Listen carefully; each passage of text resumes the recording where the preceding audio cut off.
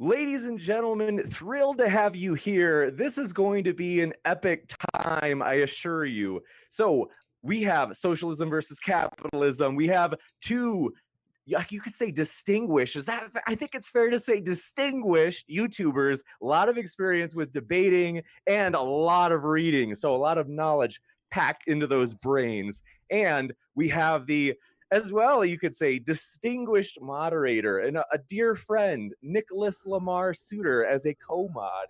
We are thrilled to have you. Thank you very much for being here, gentlemen. Thank you, Nicholas. Oh, my pleasure. Thank you. So what we are going to do is, this is going to be short and sweet for this intro. We're going to jump right into it, folks, because we're pumped. And want to mention a couple of things. The speakers have their links in the description. So if while you're listening, you're like, I like this, you can click on their link in the description and sub at their channel. Check out their website.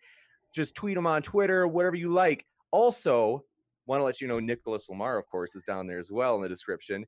If this is your first time here, consider hitting that subscribe button, as we love to host debates on whether it be politics, religion, science, you name it. We are pumped to talk about it. So with that, we are going to hand it over to our dearest friend, Nicholas Lamar Suter, who will explain the format and get the speakers rolling. Woo! All right. Well, thank you very much. A pleasure to see you both. I've encountered each of you sort of in various ways, but it's a thrill to be here with both of you. This is going to be an open discussion. We're going to start with Vosh, who is for socialism. It's going to be 60 minutes of just open discussion and pretty friendly. If I think we're going to be pretty loose with it. If I see the knives come out, I may. It depends on the length of the blade and a few other things. But we don't want to get demonetized. So if it's anything that's going to draw blood, we may call you in. But short of that, I think it's going to be friendly. And then after a 60-minute open discussion, we're going to do 25 minutes of questions. And unless either of you or anyone has a question, I think we shall start with Vosh, who is for socialism in this discussion. Absolutely. Now, if there are any issues whatsoever with my video, I apologize. My secondary cam keeps seeming to cut out. With that being said, my voice is going to carry us through, okay? Now, in regards to socialism, I often find it difficult to defend it or explain the reasons why I appreciate socialist theory or believe firmly in the ways in which it can improve our world. Because when we talk about socialism, we're usually talking about a collection of very different things. And I've dropped from this call, haven't I? Can you hear me? No, you cut for a second, but you're good. Gotcha. There are a great many things that people often mean when they refer to socialists.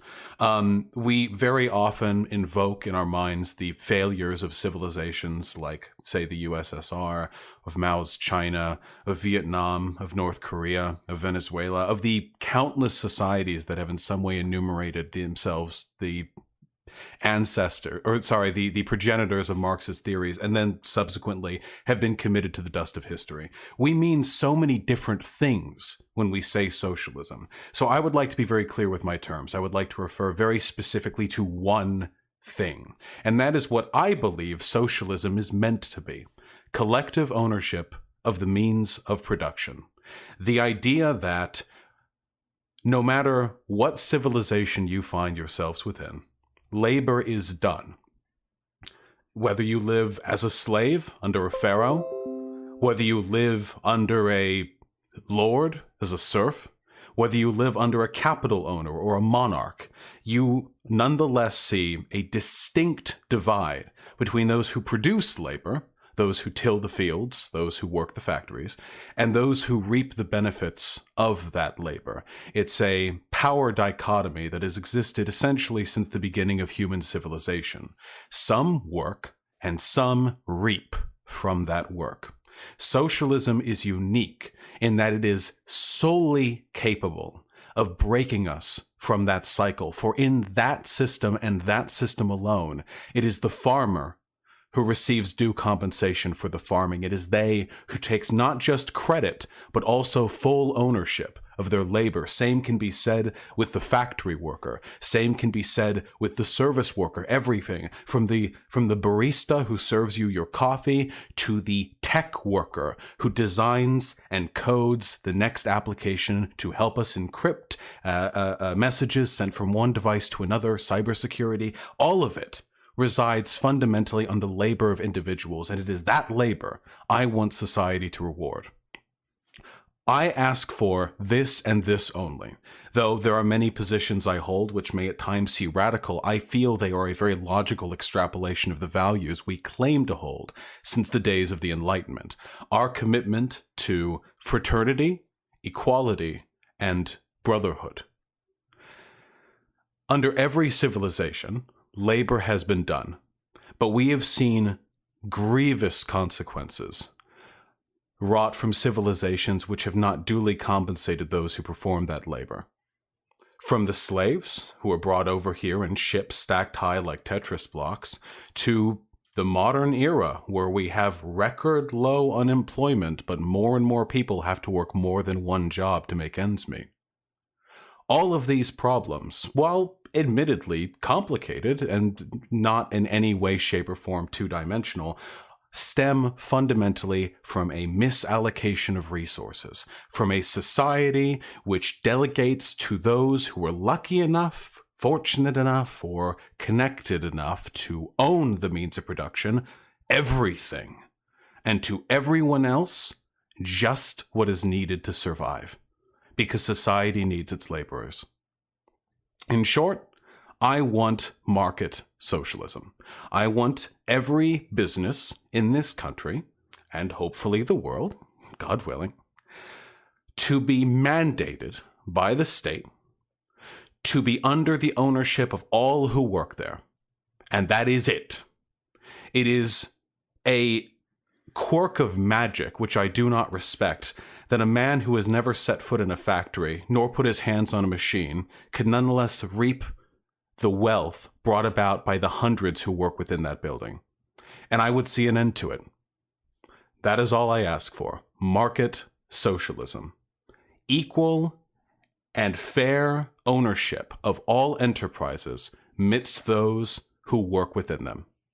And then, when we reach that society, hey, sky's the limit. Power's been taken from the capitalists. It's finally been given to the people. The dreams of the Enlightenment have finally been realized. And maybe from that point, we can move somewhere real crazy. But first, we have to get there. All right. Thank you. Adam, your reply. Well, just to steelman your argument a bit here before I put my argument forward, I do have an argument. It's based on the book Why Nations Fail, The Origins of Power, Prosperity, and Poverty by Darren Acemoglu and James A. Robinson. Mm-hmm. And I guess I have an answer to your I have a list of questions, and I'm glad you started off with defining terms, because I think defining terms is actually important. But just to steelman your argument here, are you basically saying you're against private property in the form of business because you feel that that's unfair? That encapsulates your argument pretty well? Yes. As much as I would say it is unfair for a murderer to go off and for the victim's family to be charged. Yes. It's not so much an emotionally rooted argument as it is an extrapolation from existing policy. Well, I would say if, like, for a murderer to go free, I would feel that very unjust. I would have an emotional reaction to that. I think justice, the idea that we want justice in the world, I think that's an emotional response, is it not? I think that you can make very logical arguments for even emotionally impassive people that society should be organized in such a way to allow resources to be given to those who deserve it most. I suppose you could trace everything back to an emotional argument, but I think I could make decent ones even for people who aren't personally invested in the struggle of the proletarian. Are you an evolutionist? Do you believe in evolution? Absolutely. Okay, so you would assume that our ideas of fairness evolved, correct? That's where we get them from? What do you think I am, a Hegelian? I think that our ideas of fairness are given to us by the ruling class in any given society, that they are essentially a product of the propaganda which is disseminated to keep us in line. So if someone murders your brother and goes free, you think that your feeling of injustice is given to you by some overlord? Well, I can tell you this. Right now, here in America, our understanding of the institution of prison is heavily influenced not by this rational, just idea of rehabilitation, but rather a very base desire to see punitive justice done. And it is that desire for punitive justice that has allowed, say, private prisons to wreak havoc as they do. It has allowed us to very conveniently ignore the humanity of prisoners. The punitive justice, though, that people want, that's based on emotion, correct? You're saying that is propagandized by our people in power, that we feel that desire for punitive justice because we've been taught to feel that way. Is that what you're saying? Yeah, for the most part, yes. I think that our emotional impulses are still the product of societal conditioning that we've received, and our conditioning is the product of those who rule over us. Oh, okay. So let me get to my argument, and I would appreciate. Am I pretty close in steel manning your argument? I mean, I don't want to I don't want to straw man your argument here, man. I do believe that a more just society would be one in which people are fairly compensated for their labor. Yes. And I agree. I agree with you there. Definitely. The society has a lot of moving parts though. So let me lay out my argument. My argument is from Why Nations Fail. The book came out in 2012. It's by Darren Asamoah and James A. Robinson. And they basically compare nations all over the world and try to discern why some nations are prosperous and some nations live in poverty. And they lay out 4 essential elements to how nations gain this prosperity. And the first is property rights. Without, no. yeah, they say very in very uncertain terms, and they add a lot of different studies behind this. They examine a lot of different nations. In order to incentivize people to work, you have to give them property rights. In order, and I was going to ask you, like, how do you feel about innovation? I'm with you that people lived in squalor back then and were taken advantage of, but I think it's less today because of innovation. Are you in favor of innovation, or? I think that's an extremely leading question. Innovation Okay, exists then from the labor of I'll- workers, not from the profits of capitalists. There were innovations in the Soviet Union, and many innovations we rely upon today in the United States are the product of military research. Neither of Sure, those and I things are agree. funded by capitalists. I agree. Well, there is some back and forth, but let me finish laying out my argument. So, property rights is the first component, okay, to incentivize people to work hard because they know that they will gain the fruits of their own labor. The second is a broadly distributed power base. And I don't think we'll disagree here, but this discourages winner take all institutions and fosters a strong middle class. So if you have a place like North Korea, where the only way to gain status in society is through politics, then you form this winner take all institution of politics. Now, the leader of North Korea doesn't want anyone becoming wealthy because it risks his standing in that society. Therefore, he's not going to let a free market foster any kind of businesses because it would threaten his power and his security. This is the problem with these third world dictatorships. So a broadly distributed power base we have here in the United States, because we have like 465 representatives. I think we have 100 senators. We have, this broadly distributed power base. We have 3 branches of government that are all keeping each other accountable. Hopefully, in a best case scenario, obviously there are problems and we need regulation to take care of those problems. But this broadly distributed power base is very hard to get started. Like, he even brings up the Soviet Union, and I wasn't really going to go there with the Soviet Union, but the Soviet Union today, and you may disagree with this, but is more of an authoritarian dictatorship. It's a very concentrated power base around Vladimir Putin. Vladimir Putin got a lot of his wealth because he incarcerated the richest man in Russia and basically took his money. He incarcerated him for fraud. So if you are wealthy in one of these nations, and you see that other wealthy people are being incarcerated, it doesn't really incentivize you to become wealthy because you don't have stable property rights. So stable property rights is essential. So the third thing that they outline is a strong central government capable of enforcing the rule of law. And their argument is without law enforcement, there actually is no law. And you see this in places like Sierra Leone, where they've been in civil war forever because, they don't have a strong centralized government that can enforce law and order for people. So the security is at risk. And the fourth thing, and this goes to the innovation thing, is creative destruction. The reason why we are as prosperous as we are here in the West is because we have this innovative cycle. And every time the innovative cycle comes into existence, like Bill Gates came out from a garage, he in North Korea, there could never be a Bill Gates because Bill Gates would threaten the established order. So the established order basically discourages innovation. And without innovation, you don't get a growing economy and you don't get shared prosperity.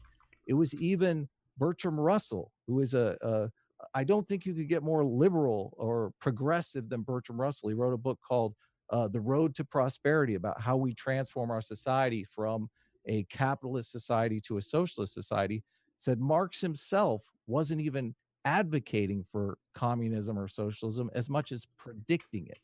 So this is why I'm asking you about innovation. I've seen some of your videos and you talk a little bit disparagingly about universal basic income. So I'm curious where you're at on universal basic income, because if innovation is something that we aren't going, like, we're in a situation right now where we're rapidly moving towards a winner take all economy through innovation. And it is a scary time. It is a very scary time because the people who control these machines could control our lives. So I believe that we are going to be moving towards some sort of socialism, whether we like it or not. I often say that with superabundance, socialism becomes virtually inevitable. But without superabundance, it's actually impossible. So the question is, when are we going to achieve this? So that's my argument. If you could steel man my argument for me, just so I know we're not talking past one another, that would be great. Adam, if I could jump in, forgive me, Vash, I'll let you respond. Adam, if you could do me a favor, just because some of the people who are new here, learning who everybody is, they can't tell who's talking, so they don't know your voices yet. Are you able to turn on your camera just so they know which one is talking? Which one of you? Yes, right here. Thanks so much for doing that. Totally appreciate it. Damn things being finicky. Okay, yes, I'd love to respond to this. So, steelmanning your argument, you argue that authoritarian power structures disincentivize and disencourage innovation, which is essential for a functioning economy, and also that property rights are essential for encouraging said innovation. Innovation is the bedrock of a developing economy, so it is necessary that these things be present in order to facilitate the kind of development that we have seen propel us into the modern technological era. Would you agree that's a fair characterization of your argument? Yeah, beautiful, man.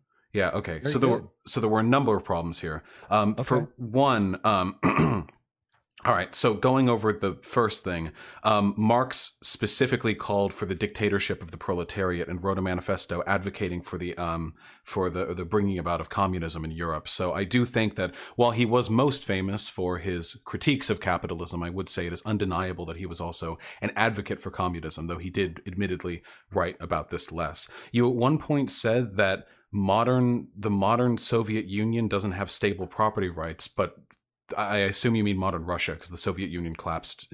Yeah, I did. Yeah, my mistake.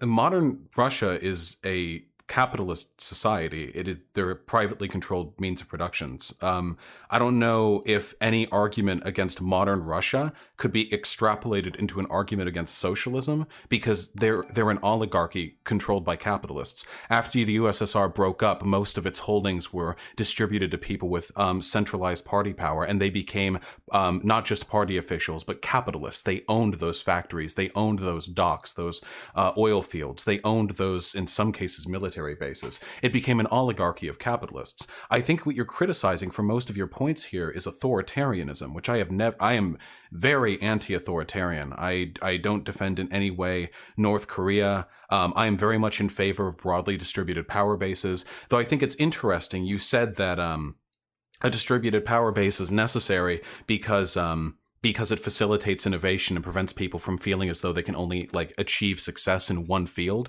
through politics. And I agree, but it's funny to me because that's not what's happening today in capitalist America. Right now, the way in which corporations demonstrate their power to the greatest degree is through rent-seeking behavior, by lobbying and trying to achieve power by buying the favorability of politicians. So even like today, the success in a political field supersedes success like broadly in an economic field. I don't know if that's like a criticism against socialism. So if we take away the criticisms here that are applicable more to authoritarianism specifically and are relegated only to arguments that could be imposed against socialism, we're left with socialism isn't possible without an excess of abundance, and property rights are discouraged under socialism. And I could not disagree with these 2 points more. Right now in America, when we look at innovations being done, they're being done by workers. When a technician or a laboratory filled with scientists, when a writer or an author or an artist, when these people innovate, that innovation is being done by a worker, not by a capitalist. A capitalist is by definition somebody who extracts labor from those who work underneath him. And this is why typically in society, when we see these massive breakthroughs in technological and social and cultural advancements, we tend to see them come from people with a relatively lower upbringing, or at the very least, we see it from people who made their own way, rather than simply being bequeathed wealth and power from higher station. The reason for that is because being a capitalist disincentivizes labor. It disincentivizes work. I wish we lived in a society where people who controlled the majority of the wealth and the power felt any incentive whatsoever to delegate that power to people or to allow that power to be used in ways which encourage innovation, but we don't. Most of the wealth that gets funneled out of the society by capitalists is put in offshore banks. It's used to do stock buybacks. It's put into ventures that are monetarily safe, that you know you're going to get a return from. But big investments, big risk taking, these things are discouraged under capitalism. It's been written that in the Soviet Union, and again, I am, by the way, not at all uncritical of the Soviet Union. I've critiqued this society in a great many ways, a great many times. But in the Soviet Union, it has been said that as long as you weren't producing materials which were critical of the government, again, a problem, there was a much greater degree of of artistic freedom there. And the reason for that was because without the profit motive hampering people's abilities to meaningfully publish their work, there was more opportunity for people to take real risks, to take real innovative steps towards creating something bold and new. I remember, right now the name escapes me, I remember reading articles on how there is a wave of American literature and TV shows which was inspired by the comparatively bolder and more innovative works of Russian authors and Russian showmakers a decade prior. So the idea that socialism discourages innovation is strange to me, if for no other reason than because there are still property rights under a market socialist society. The state still protects the factory as it is owned by those who work there. So property rights still exist in that form. They're just done for the benefit of those who do labor rather than done for the benefit of those lucky enough to be in a position to reap profits from that labor. I don't think that socialism is like, I'm not a modernist in this respect. I don't believe that socialism is this inevitable product of capitalism. There are much worse roads we could go down, but I also don't think it's fundamentally tied to abundance. We have in this society enough food, enough wealth, enough efficient labor power to comfortably afford every American a middle-class lifestyle, like easily. It's a distribution problem. And that distribution problem isn't accidental. It's a set of deliberate policies crafted by people who have infinitely more money and more power than either of us will ever have in 1,000 lifetimes combined, specifically delegating policy decisions that are meant to keep those resources out of our hands because they want an 11th private jet. I think that this is a wildly inefficient distribution of wealth that discourages innovation. It is unfair to those who produce the real innovative changes within our society that we all benefit from, and that if we want to move forward collectively, we have to look beyond this shallow rent-seeking, invest only when you have expected return mentality that defines the capitalist infrastructure. I'm going to interrupt for a second. Adam, I would very much like to hear your response. Before I do, we have had a couple more requests from the chat for at least one of you to turn on your camera. And I whereas Bob, keep turning it on. It keeps turning itself off. I'll try to turn it on again. or at least one of you, we've had a couple of requests. So, and then if Adam can go on, I think everybody wants to see those beautiful mugs. What can I say? If you don't, I don't mind if you don't. I will just start taking credit for all the good things. I'm going to pick and choose and say, "Did you guys hear me?" I have to keep unplugging and plugging the damn thing. It's like it's busted. But hey, we make the best we can. All right. So, Adam, is there any chance you can get your camera on, or is that just a? I'm cool. I'm good. All right. Well, then I will stay out of the debate, and please continue, Adam. So you want to, I want to mention rent-seeking behavior. I'm not a fan of rent-seeking behavior. I think it's one of the problems in an economy. It's one of the ways that you can move towards society falling towards more authoritarian tendencies. So I think we agree there. Like rent-seeking behavior, for those of you who don't know, it's basically, it's rent. It's where you're not innovating. It's where you just develop a property and you just sustain yourself through charging rents. So that's not necessarily a good thing. You're talking about innovation. You're I guess a big part of the problem that I have is what incentive is there for someone to innovate? You seem to be making the argument that the innovation that takes place is always taken away from the worker. But I mean, isn't like Elon Musk wouldn't you think of Elon Musk as an innovator? Wouldn't you think of Bill Gates as an innovator? These people created businesses for themselves. Like the people who start small businesses, those businesses become big businesses, but every big business that exists today started off as a small business. So well, sure. And I think they should be rewarded for their labor. Bill Gates did a lot of really fantastic coding in his day. But for the past 30 years, he has not. He has been a business owner. He has done nothing himself for 3 decades. And Elon Musk, well, most of what Elon Musk done is done by a dedicated team of engineers, undercredited, overworked, and far more poorly paid than he is. He's the showman. He's the front runner. He runs the stage. He wears the tie. But in terms of who does the work, no. I would credit the people under them far more than I would ever credit these people. But for what work they've done, yeah, I think they should be fairly compensated, as should everyone else who has worked for them. So in your system, you want to do away with property rights. No, there would still be property rights. The state would still guarantee to the people who work in an enterprise that enterprise. Right. I'm focusing on innovation. How do you create new innovation in your society? What is the incentive for me to start a business if I know that I'm creating the business simply so the government can take it over from me once? The government's not taking it over. The workers who work there, including yourself, will have property over it. So what is my incentive to start a business where 100 people will have effectively veto power over anything I say or want to do?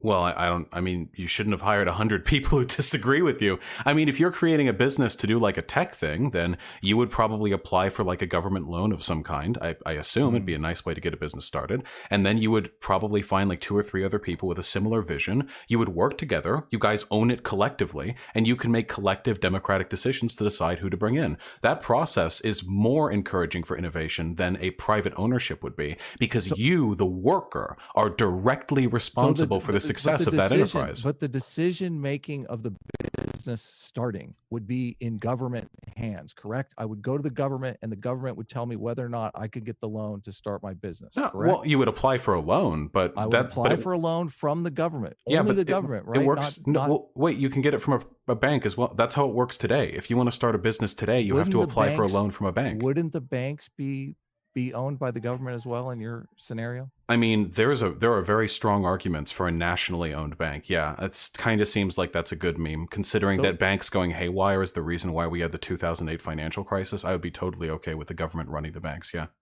Okay, so when we go to the government to get our loan to start a small business, the government has the yes or no over whatever we're innovating, right?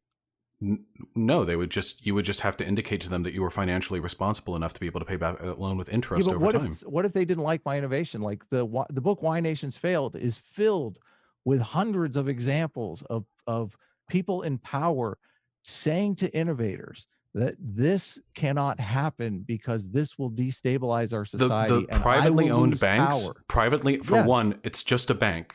Whether or not the people who sign your loan work for the government or work for a private bank doesn't really change. Like, you're not going to go to a publicly owned bank and they're going to be like, who's the decision maker? Hold on, Adam, if we can. Whoever would be the decision maker in a modern private bank. You realize what you're describing right now happens today by private banks. Private banks have been shown to be less likely to invest in enterprises they don't think are worthwhile, and they've often had to eat crow on this because what turns out to be innovative tomorrow might not be what's innovative today. But everything you're describing right now happens today. I don't understand how the bank being owned by the government would change much. This isn't an authoritarian society. The government would have let me explain the argument that I'm making. Yeah.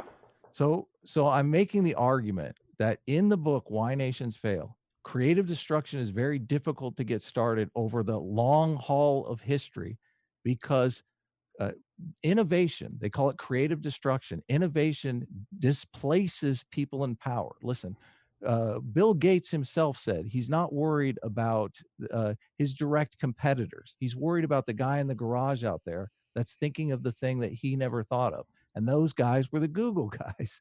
They're the ones that effectively put Microsoft on the sidelines. So can you explain to me why a government in a society where property is publicly owned would be more authoritarian and more willing to deny you innovative? The government benefits from your innovation. Your innovation would create a stronger economy. You're moving away from that broadly distributed power base. If all businesses are owned by the government, no businesses are owned by the government. They're owned by you. But that presumably be, if I just to try to clarify a bit, I think what Adam is saying, not necessarily. So right now, the decision makers of the government, whoever has the money, isn't going to be able to give loans to everybody.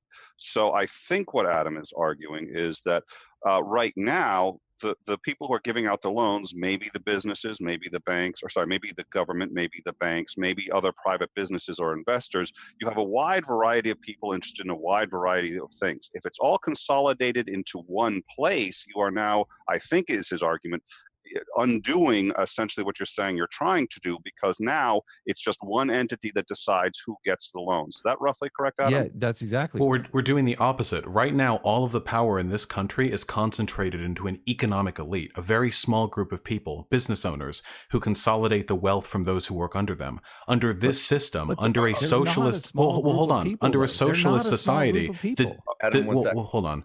The design of a socialist society is to ensure a much broader group of people share power amongst them. That's how it's designed. That's how it's meant to be. Why in this society would the government... Like, I feel like you're arguing an abstract from an authoritarian perspective. Like, you're worrying that I'm talking about an authoritarian government that controls all businesses and says, you may make shoes. You may not write book subversive. No, right now, if you want to start a business, you have to go out and you have to go to a bank and get a loan, and in a socialist society you could do that too, except the bank wouldn't be as predatory because it would have a consistent and capped interest rate provided by the federal government. It's not like you would apply for a loan and then the dude at the bank would be like, I don't know if Washington's going to like this. Like, I don't know. That's like, I've gone to public university. I've written things critical of the government. It just seems like if the government was prone towards shutting down everything they thought was scary, then like I'd be arrested for my essays already. Like, I just don't know. I feel like we're operating way outside the realm of like a conceivable consequences here. All right. Well, here, I'm going to interrupt for 1 second. So one of the things that I see happening is Adam makes a point, and then usually, Vosh, you address that point and then sort of address and add 3 or 4 more points. And then as Adam tries to get one of those, it seems to compound. So I'm not sure Adam is getting quite a footing on his argument, because I think it's compounding a little faster. So I'd like to give him a little extra time to catch a breather and make the argument that he's trying to make. Yeah, I talk a lot. That's fair. Well, I mean, I don't know that I'm going to convince you, Vosh. Well, but The- you I have would to encourage explain you- to me why, like, there are already ways to get loans from the government today. Like, I think he's going to try to explain that. So let's give him there's a great well- example we just started. So let's give him a breather.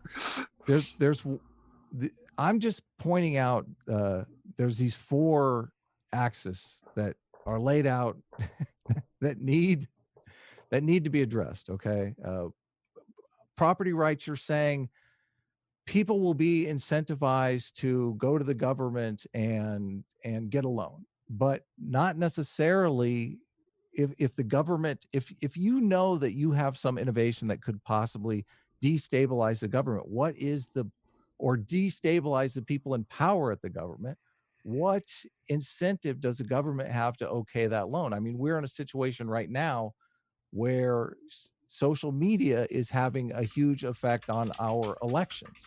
If people in power could see that ahead of time, wouldn't they stifle that innovation?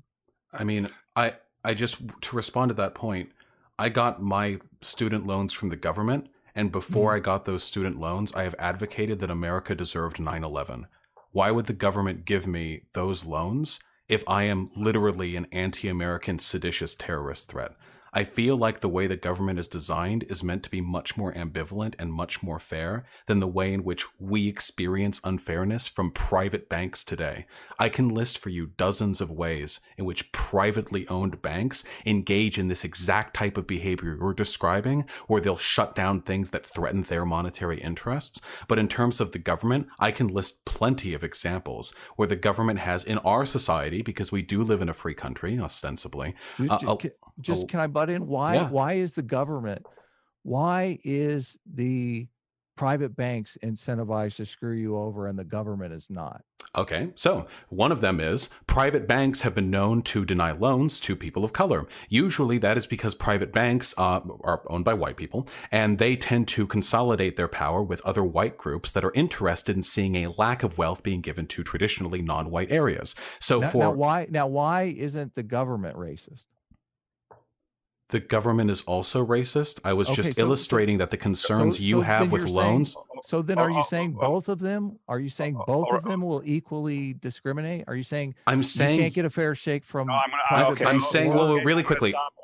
And I want to hear you, and I'm going to give you a chance. I want to reiterate the question and get back to the question. The question was 2 parts, and you were starting to finish it, and then Adam didn't let, because he wanted to jump to the second part, which was very important. You should answer both parts. The first was, why is it that banks will do this and the government won't? So Adam, let's let him finish why they will, and then get to the second part, which I think you were afraid, Adam, he wasn't going to get to, so you jumped in. And Vosh, you're going to also answer the first one, then get to the second part, which is also, why won't governments? So why will banks do it and governments won't? Is that good with everyone? Yeah, perfect.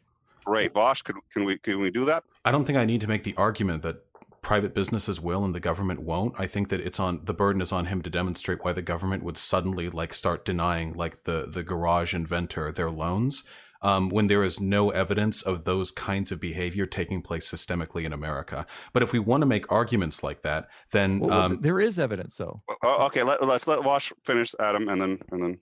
If we do want to make arguments for that, though, yeah, because private banks are privately owned. Their wealth is consolidated into the hands of a small group of capitalists that are not beholden to the interests of the public. There are no elected officials to vote out. All they are beholden to is the interests of their stockholders, meaning that as a class, they are more or less insulated from the needs and from the complaints of the people who may be hurt by their policies. Whereas with the government, while the government is very capable of engaging in systemic discrimination, mind you me, I'm not denying that in any way, this idea that the bank will be owned by the government and then every subversive idea will start getting red stamped because it might threaten the president is really strange to me. It seems fantastical. There are so many government institutions that exist today that are flawed. I'm not stupid, but they don't seditiously target people who pose a threat to the country due to their innovative abilities and then axe them or deny them privilege. This just doesn't seem to happen. Or if it does happen, it's usually in line with another group of policies. I think you've answered the question. You're saying both the government and the private organization. You're saying power corrupts. Those power hungry bastards are going to discriminate either way, right? I mean, I'm in favor of democracy, but no, I would say the government is actually less prone to misbehavior in this respect than private businesses Why? are. So I think he'd asked a question. Vosh had asked a question, which I think was a good one, and I'd like to give Adam some Okay, breath what to was answer the it, which question? was, Sorry. the question was, it's exactly this. I'm just going to frame it the way he said it. He said there is no evidence of the government behaving this way. And I think he is talking about sort of quelling seditiary behavior, which I think is how you framed it, Adam, but may not be entirely what you're trying to say. Not our government. Obviously, other governments are. Our government is accountable to the people through democratic means, which I think Bosch and I will agree that that's a good thing. Yeah, I love democracy. Yeah, so those bastards don't want. Why would that change if it was made socialist, though? Well, you would concentrate a power. The government would have far more power than it has. No, it wouldn't. Today, It would have right less. Vosh, let him finish, please. Let him finish. The government is being is in competition with corporations right now. Corporations and the government are a check on one another. But I just want to put up one thing here. I want to put a pin in that point. No, you said there's no evidence. Yeah. You said there's no evidence of this this will to power thing. This private businesses discriminating against other people. But Facebook, do you deny that Facebook discriminates against its competitors? Do you deny that Microsoft discriminated against its competitors? Because private businesses? No, I don't deny that. So, okay, they do, right? Facebook wants to keep other platforms off of its platform because they don't want to give them a head start. They want to discriminate against them. They want to lock them out of the marketplace, correct? Yeah, it's one of the many ways in which you see a market failure, how capitalist economies discourage innovation rather than encouraging it. Right. And this is why the consolidation of power in the government is dangerous, because the government will be in a position to discriminate against people who want to innovate new businesses in the same exact way. Will they not? You're saying that the government doesn't have any check. And let's maybe give a good example. And I know Vosh had a point that he pinned that he wants to get back to, and I want to give maybe a good example as well. So you've been talking about, or I think it got framed somehow as seditious behavior against the government. I don't think that's necessarily what you're talking about, or even the best example, but perhaps in particular where you might have corporations where there were members of or board members of that who were more liberal versus a time in the government where perhaps slavery was acceptable and where the government was much more conservative, and certain people might have much more difficulty there's a much simpler example. There's an example in the book Why Nations Fail, where a innovator came up with an automatic loom, and he went to the queen at the time, and most of the people in the country did their work by hand weaving fabrics. And he thought he was going to be knighted. He thought he was going to be, welcomed into the royal arms. And the queen basically said to him, there's no way we can have this. If the people have too much time on their hands, they could revolt. So she stifled that innovation in the same way that people in power want to stifle innovation that threatens their power. This is the will to power. So for one, you just argued against authoritarianism, not socialism. If your argument is that any power consolidation whatsoever is going to lead to behaviors that discourage innovation, you're arguing against the modern American economy. Your idea that right now corporations and businesses keep each other in check is actually hysterical to me.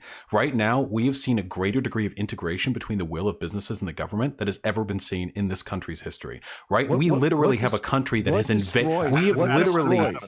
We have literally invaded Latin American countries to secure the business interests of corporations that bribed our politicians. We today see, you can look, there are stats on this. If you look how wealthy people tend to vote and correspond it to what policies actually get passed, this is not a democracy for poor people. This is not a democracy for the worker. The idea that there's like this beautiful balance between corporation and government that we would upset by throwing all the power to the government is A, fantastical, because that's not the position we live in today, and B, I'm talking about removing power from the government. As long as there is a capitalist class, it will cohabitate with those who control political power to disseminate a common interest. This is why Marx says, in every era, the ideology of the society is the ideology of the capital owners, of those in power. It's rent-seeking behavior, which you yourself said you had a problem with. The idea that corporations and business and the government work together to bring about things that are in both of their interests, but not in the interest of the workers. When I am talking about by democratizing workplaces, this is removing power from the government because it steals wealth. I'm very much in favor. It yeets the wealth from the people who are using the government to extrapolate these broadly anti-worker policies onto the population. Right now, we don't really have a functioning democracy. We have a democracy that is beholden to the whims of billionaires. Pardon me for repeating Bernie's talking points, but I mean, this is data backed. Like, this isn't like feels based. Why keep the billionaires? They're a threat. All of your arguments are against power consolidation, but I'm arguing against it. I'm arguing against the democratization of power. One second. We're both arguing. Adam. We're both arguing against power consolidation. Are we Well, not? no, you're not, because you're pretending right now that corporations and the government compete with one another to produce a balance that leads to less power consolidation, when the opposite is the case. You are arguing in favor of power consolidation. Okay. Okay, I'm let's not. pause it. How am I not? Everybody stop for 1 second. What destroys power? Just Adam, 1 second. okay, hold on. Well, this is just because there is a point that Vosh said he wanted to put a pin in, and it's been a while. It's going back to where I'm like, I don't want it to be forgotten, because we promised we'd let him have a chance to. Well, and let me say one quick. So we're coming up on about the 15-minute mark. So we got about 15 minutes left, and I am thinking I may want to try to get a little more form to this as we go on. And I think Vosh made a point that maybe Adam can address to get some clarity. But absolutely get Vosh's pin. But we got about 15 minutes left. What's the pen, Bosch? Oh, well, the pin was in response to your point that that corporations and business and the government like compete with one another. I want innovation. Innovation benefits an economy. Innovation requires power to be held in the hands of as many people as possible, so as many people as possible have the means, the motive, and the incentivization to go ahead and innovate. That doesn't happen under a capitalist economy, where the majority of people are kept in serfdom, essentially, working multiple minimum wage jobs just to keep their family alive. And the people who aren't in that position are working for businesses that could fire them at a whim. They have no investment in the success of that business, nor does the business have any investment in the success of that person, in their happiness or their well-being. Democratization of the workplace is the bedrock of modern innovation. Well, right. We're arguing kind of at a societal level here. We're not really arguing at the level of the individual, but I want you to know that I'm sure we agree on, I want workers to have more money. I want them to have more power in society. I think that own their workplaces. Well, Vosh, let him finish, Vosh. Please let him finish, because you've had some time. That's where we differ, and I think it's a dangerous route to go down, because it restructures society. You've mentioned authoritarianism many times. And I would argue, and they argue in the book Why Nations Fail, that a lot of these nations that have tried to go down that route, you even mentioned like Russia itself is a oligarchy, which is an authoritarian dictatorship. They try capitalist. They have capitalist run businesses that are exchanging with the open world, but yeah, it's capitalist. You yourself called it an oligarchy, right? Yeah, capitalism. We live in an oligarchy here. Well, we have the vote though, so and the vote and what gets passed in Congress. Let me get to my point. Just on the what destroy? You're arguing against power consolidation. I'm arguing against power consolidation. What do you think destroys? What do you think destroys this power consolidation? Before you answer that, let me ask a question, and maybe Vosh, if this doesn't help Vosh make his point, then ignore it. But the only thing is, I think maybe it might help too if we get back to why governments would not. Well, I'd like an answer to my question first. Okay, what destroys power consolidation? Democracy. Putting hands on the power of the common people, the proletariat. Democracy. Okay, I would argue creative destruction is what destroys power consolidation. The power today is as consolidated as it was in the days of the pharaohs. We've been plenty creative over the past 4,000 years. Maybe it's time we gave democracy a chance. I think it could be much worse. I'm sure it could. Income inequality is a terrible problem. I think we agree there, but I think it could be much worse.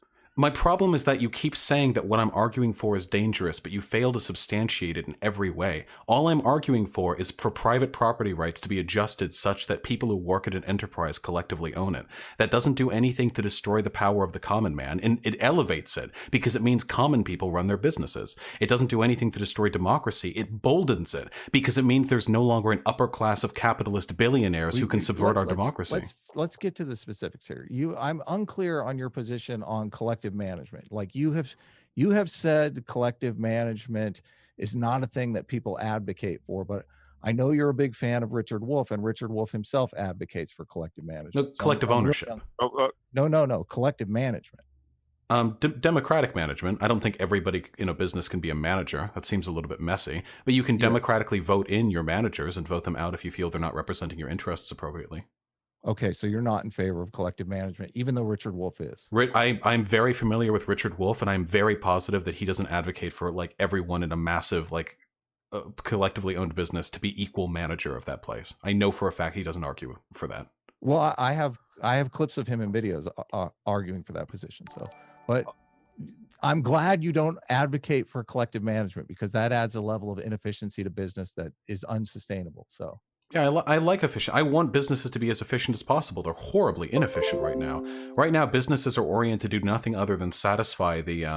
For one, businesses are authoritarian right now. They are by definition. There's no democratic control there. It's just whoever owns it, and it's run exclusively to the benefit of the stockholders. That's not efficient. I mean, it's very efficient at making them money. It's not efficient at making the world better. It's not efficient at representing the interests of the people. It's not efficient at being creative. It's not efficient at improving life. It's efficient at making money.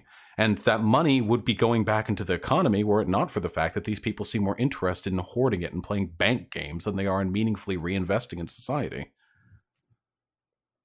Do you want to go to questions? I think we can do that, and unless anyone maybe wants to do a finishing 2 or 3 statements, or we can just go straight to questions. I'm good with either. I haven't. There is a host of this show who is supposed to be sending a guesting co-host questions on Twitter. They just arrived. Oh, they just arrived conveniently enough. You see, this is how you get things done in any society. You shame the boss. If there is one. If there is one. Okay, Bosch, could somebody just mute Bosch's mic? I think we've had enough of this. Oh, I know everything stuff. Okay, yeah. This is why James won't actually give me the mute button. I claim to have it, but I don't. I worry about Nick. Or Nicholas. Yeah. Sorry. I've told you like 16 times to call me Nick. It took you 2 years to get me a wrench on the show. Now you still call me Nick. Oh my God. Okay, we're just gonna go on to super chats. Tioga Art, $2. How does capitalism address climate change / resources? And maybe just say about a minute each if that works. I mean, we're working on climate change via innovation. There's a lot of different ideas on how you can deal with climate change. All of them are great, but I'm sure we'll figure something out. I'd like to take a minute. We're all going to die. See, the problem is there are a great many people who have wonderful ideas on what needs to be done to amend, climate change. The problem is that ideas mean nothing without funding, and funding is in the hands of people who will survive climate change. So no, I don't think capitalism is capable of meaningfully addressing it. At the end of the day, to do so would mean to put caps on the growth of certain businesses and to massively restructure our energy needs. But these things are not in the interests of the people who run our society. So I don't think we're going to meaningfully address it. But so many small innovators are working on things like nuclear and solar and stuff like that. I mean, why? They shouldn't be small innovators. They should be that project leads of multi-billion-dollar funding initiatives for our entire society, pumping money into these people to desperately avert the apocalypse. But instead, they subsist on tiny grants given to them by universities that are barely struggling, barely managing to get by. Let me play devil's advocate. Okay, everybody's getting their funding from the government. The government elects President. I've actually never put his name into, so it elects Donald Trump as commander in chief. And he says, and he's just turning over policies left and right for where our research goes, where our just everything. He says, no, we're not going to fund. It's all a hoax from China. We're not throwing the government's money away from this kind of other important stuff into climate change because it's a hoax from China.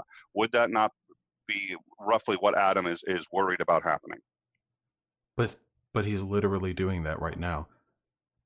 Yes, he is, but that would not, that seems to be affirming the consequence. Yes, he is doing that right now. And if all the money was coming exclusively from the government, all research would have shut down in the U.S.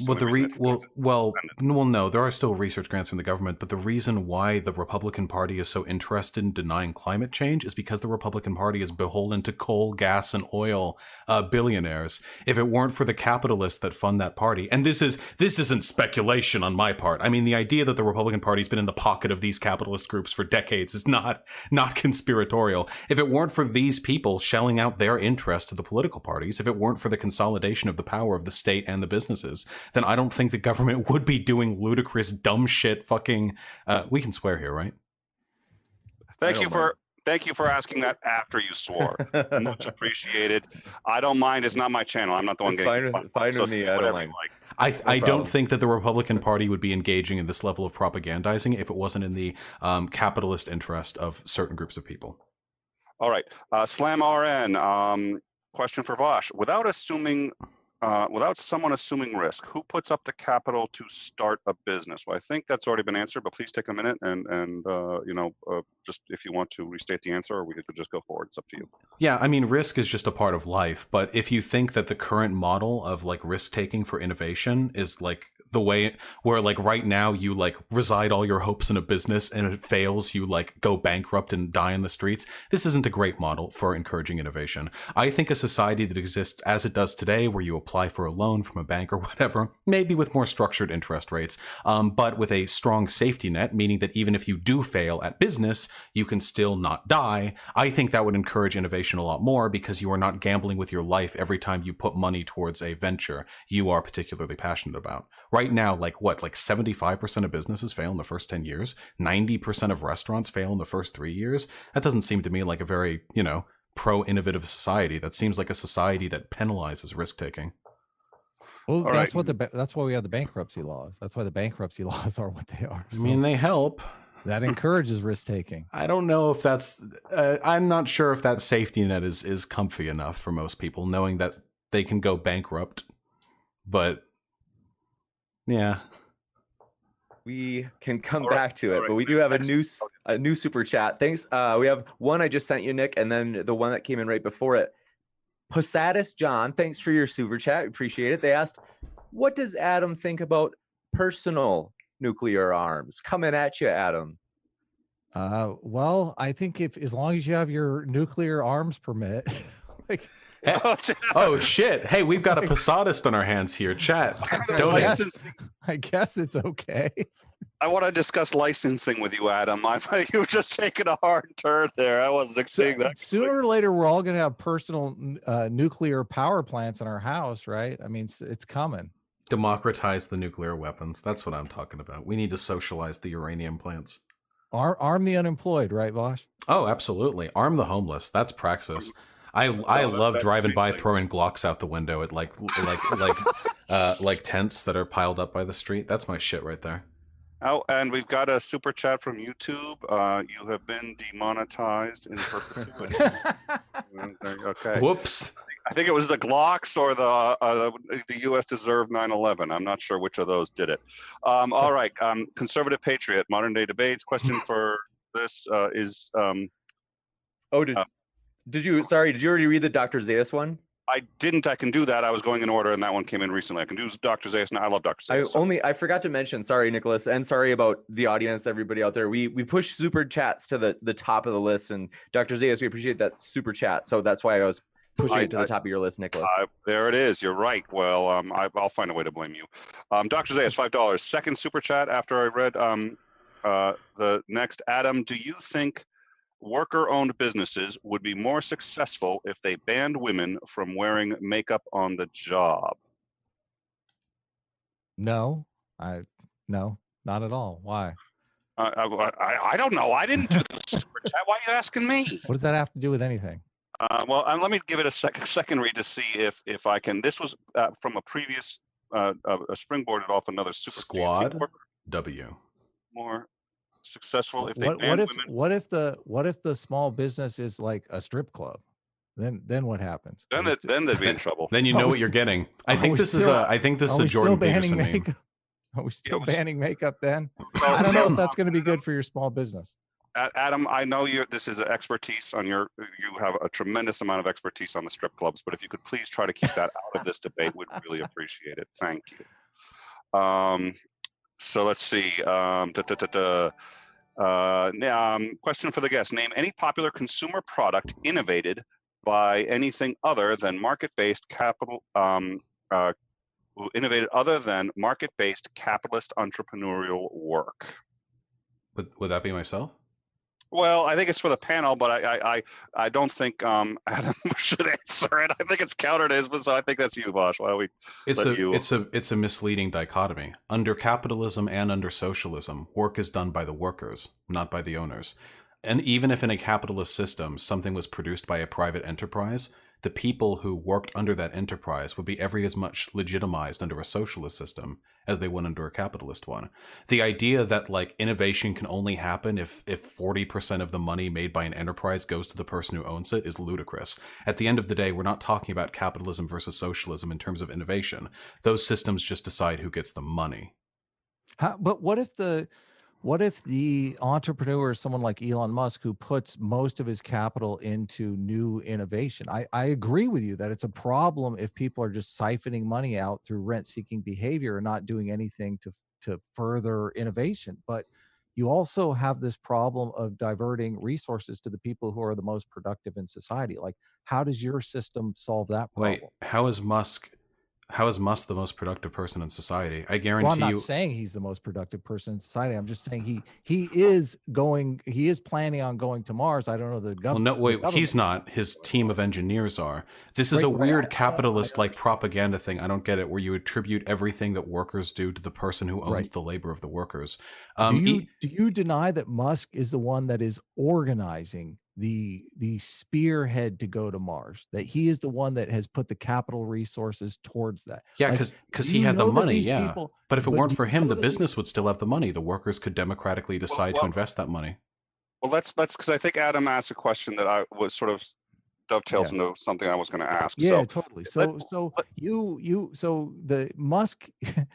You're basically saying that the workers could, like, a bunch of people could get together and decide they want to go to Mars. Is that the argument that you're making? Like, wait, do you think there's something magical about being a business owner that gives you like 80 higher IQ than the people who work there? Elon Musk didn't just wake up one day and decide, like, I will now single-handedly divert the resources. He didn't. No, he has managers and experts and consultants who he works with. All of those people are doing work, and their work would continue on with or without Elon Musk. Do you think it was someone else's idea to go to Mars? I guarantee you Musk wasn't the first person to say that they should go to Mars. So Musk is doing this for his mother, like an ex-girlfriend? I don't, wait. Why? What is his motivation? Wait. These are highly misleading questions. Work is done by people who work. Elon Musk has done work, but the most of what he does is own. That's where his wealth comes from. He doesn't get a paycheck that he earns for the work he does in a day. He extracts wealth from the people under him who do that work. And if he ever goes to Mars, it will not be because the brilliant, glorious leader Elon Musk, I don't know why we hero worship these people. He's just a dude. There are people under him who are probably every bit as capable, intelligent, and hardworking. I'd be willing to bet more hardworking because Elon Musk is very wealthy, and we know how wealthy people tend to spend their time. But I guarantee you, these people would be just as willing to invest their wealth into the glorious utopian projects that Elon Musk has so egotistically decided to bequeath upon us. Maybe they would divert them towards better projects. Let's let Adam answer. I do think that may be a bit of a straw man of what Adam is trying to say. Yeah, big time. But I can either give my voice to try to lend what I think Adam was saying. Go ahead.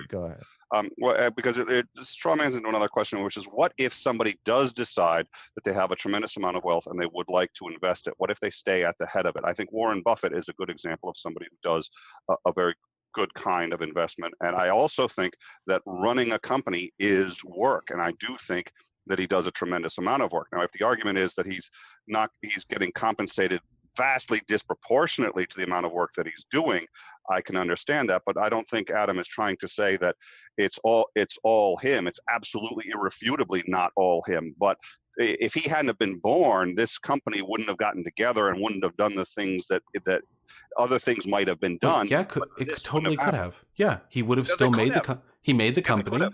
Okay, yeah. He could make the company, and he would collectively own it with the people there. And if Musk is every bit as smart in socialist utopia as he is in capitalist utopia, then he will still contribute the exact same level of work to that business. The difference is the business will be controlled democratically. He will be beholden to the interests of the people underneath him. Well, not underneath him. Sorry, the people next to him. What happens if they don't want to go to Mars, though? Then that's fine. I'm in favor of democracy. Why should one person get to decide what thousands of people do with their lives just because they happened to luck into wealth?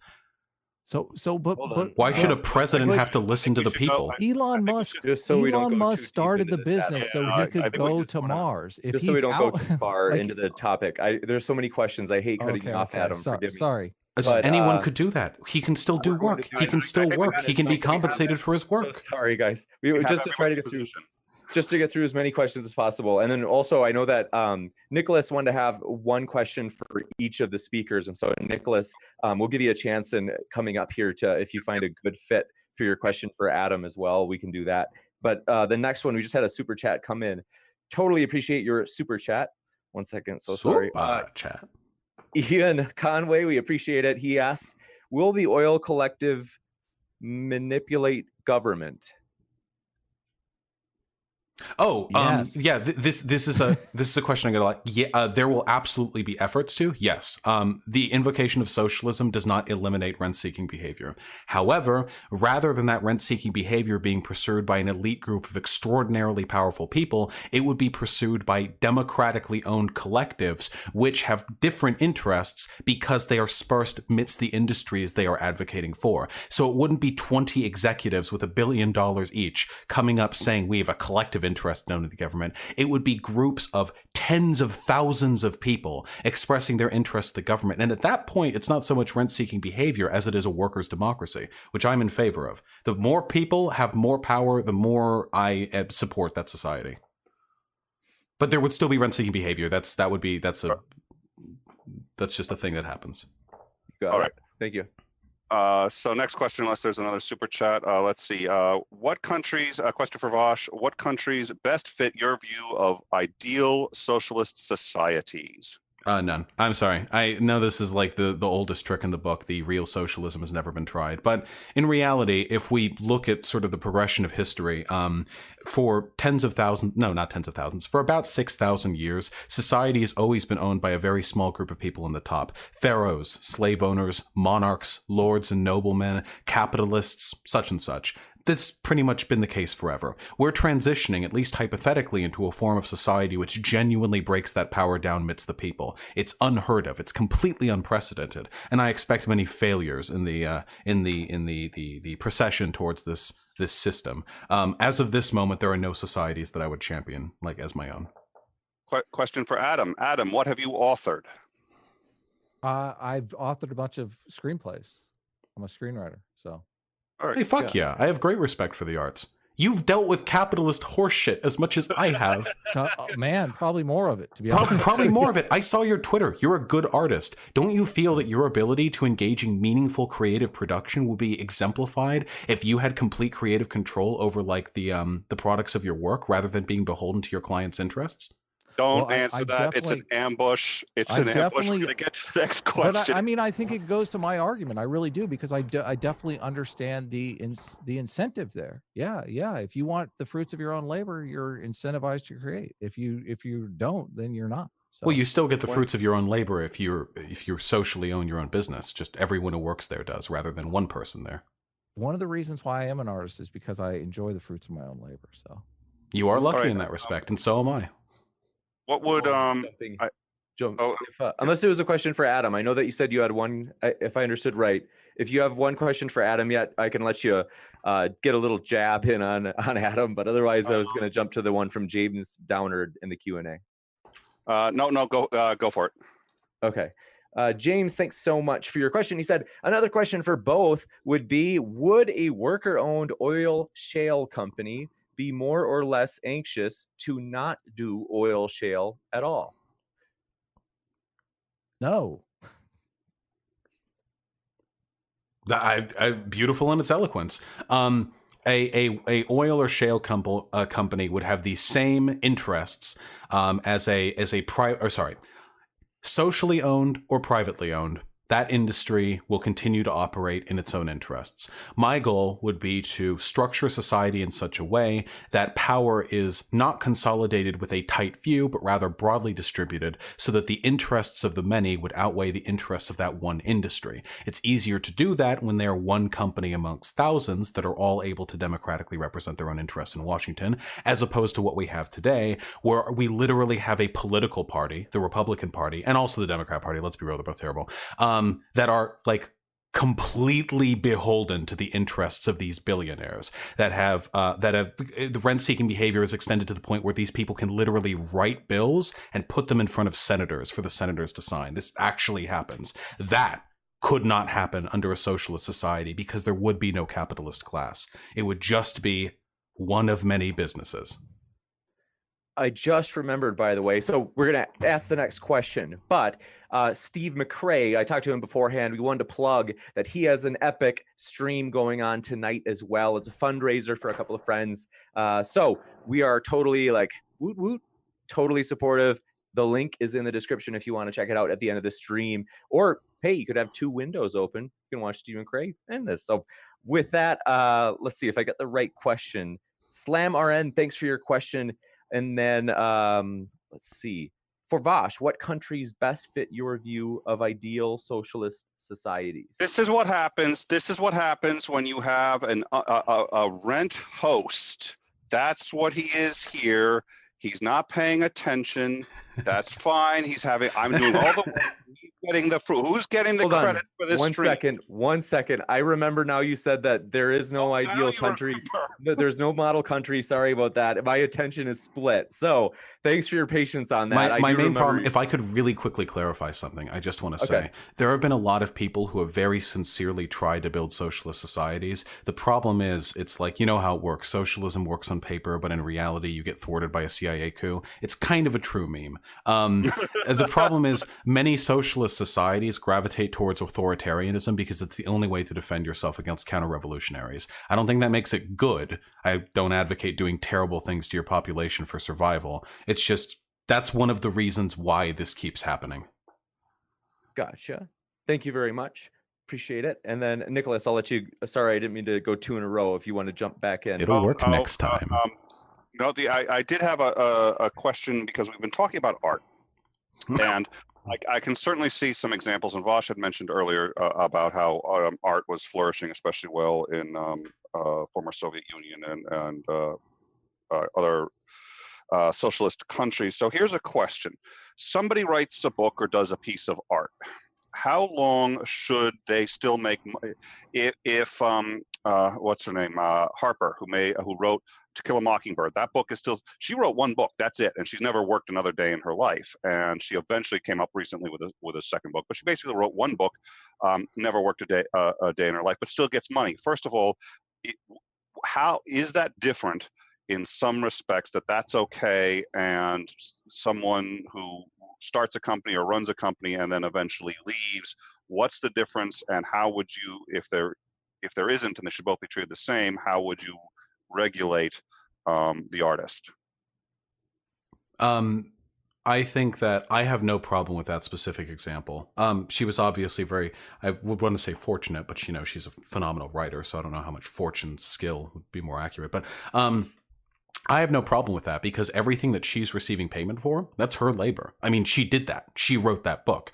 No one else is. You can make an argument that like the book manufacturers, like the people who work at the printing presses are also did work to create the physical books. But I like at that part, you're dealing with an abstraction of division of labor that I think makes that sort of a weird comparison. She made that labor. It's hers. Whereas for somebody who makes a company and spends the rest of their life fishing, well, there are people working in that company, doing work. And every time they do work, they get paid. And a little cut of that paycheck gets thrown right towards you for fishing really well, I guess. Of course, don't you need to distinguish between rent-seeking behavior though and innovation? I think that's like an important distinction. You're kind of, this is why we keep coming back to Elon Musk. Like you're comparing Elon Musk to the Walmart heirs. Well, I'm with you on the Walmart heirs. Like this is why we have an estate tax. Well, yeah, I mean, I'm sorry. I don't hold Elon Musk in high regard at all. I know I believe you're a Yang Fang, so I know I know you're Yang Gang, and so I know that I know that there's a link, there's a bond here. I truly despise Elon Musk. I think he's an authoritarian technocrat and everything, the worst possible elements of excesses of capitalist society, the adulation of people who do nothing and take credit for other people's work. But I've watched your video where you frown hard on Yang, and you make some good arguments against UBI. You say that it will cause inflation, which is an open question. But if we're going to move, like Marx was very clear that capitalism would produce superabundance, and superabundance would lead to socialism, and socialism was an intermediary stage between communism, where communism would be a stateless society. So if you're against UBI though, like, isn't UBI that intermediate stage? Because that is officially sharing superabundance with every single man, woman, and child. I don't think so. I don't think so at all. How are you against that? Because for one, $1,000 a month isn't, I mean, I don't know what definition of superabundance that is, but UBI has nothing to do with socialism. UBI doesn't mean that you socially own labor. It doesn't give any power to the people. Usually UBI in a capitalist society just means that you can expect businesses to pay less. How does it not? And the framing that Yang uses is the same. He's saying that you are a shareholder in America. That makes you an owner of innovation. How does it not?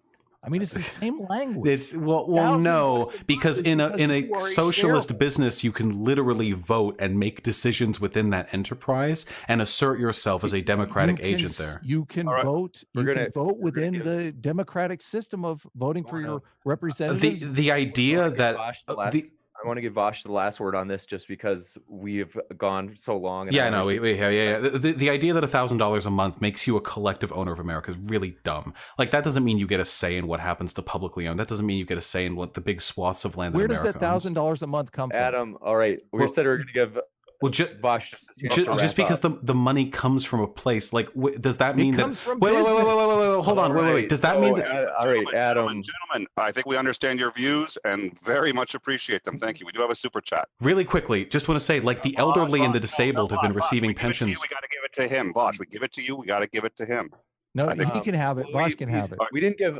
Yeah, I was going to say. Let Vosh answer. Get to finish. So go ahead, Vosh. My bad, Jim. Sorry, my bad. Vosh, take it. I just want to see the wealthy and not the wealthy. Sorry, the disabled and the elderly have been receiving pensions. People who receive Medicare and Medicaid receive pensions. You wouldn't argue that these people own more of America than you do.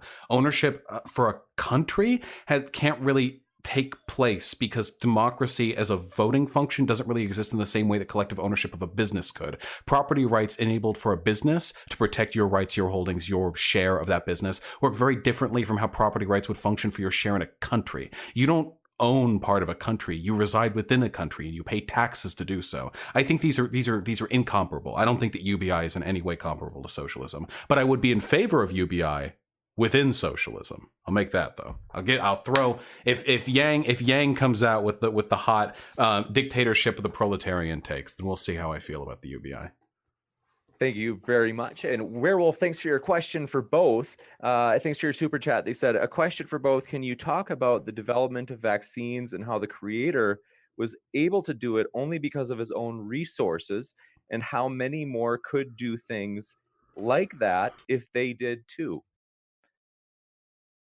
So it makes sense. I know that that last closing part, it's a long Are they saying, I'm guessing here, but I think they're talking about the innovation stuff where a lot of small labs develop vaccines well, vaccines aren't really profitable. So that's a problem with the profit motive there. But a lot of drugs are developed by smaller labs in the hope that they will sell those developments to big pharma. So that's small innovators hoping to sell out to big companies. Wasn't the polio vaccine literally made public? Like the person who made it literally was, turned it yeah. over to the government? He did, yeah, he did. But there's a lot of controversy about that because he dicked over his team, I think.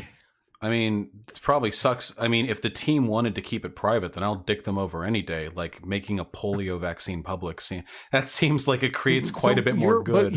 But your argument is that the worker should have a say in a business, and now you're advocating for someone in that worker collective to dick everyone else over. I mean, I'm in favor of dicking other over people in a business if it means saving tens of millions of lives and publicly distributing a vaccine to end one of the greatest plagues on humanity since the beginning of our species. In that circumstance, yes, I think that the property rights of a business are very much outweighed by the public good. But yeah, I'll make that argument whether the business is publicly or privately owned any day. Gotcha. Well, there's an argument to be made there, that's for sure. The greater good. I love the greater good. I'm a consequentialist. That's my top meme. Thank you guys very much for both your answers in the Q&A as well as for your speaking. And thank you, Nicholas, for helping co-mod as we've tried to contain the chaos. It's been energetic. I love your guys' passion. And so we hope that you feel treated well. We appreciate both of you guys coming on. It's been a pleasure. And so with that, I want to say thanks everybody out there for your questions. And again, we've got 3 things. 1, both Adam and Vosh have their links are in the description, so you can check them out if you enjoyed hearing them. And then Nicholas has his link in the description as well. Plus, Steve McRae, that charity or a fundraising stream is going on right now, so we also put that in the description. And so just want to let you know about that if you hadn't heard about it yet. So with that, thanks for stopping by, and keep sifting out the reasonable from the unreasonable. Take care, everybody.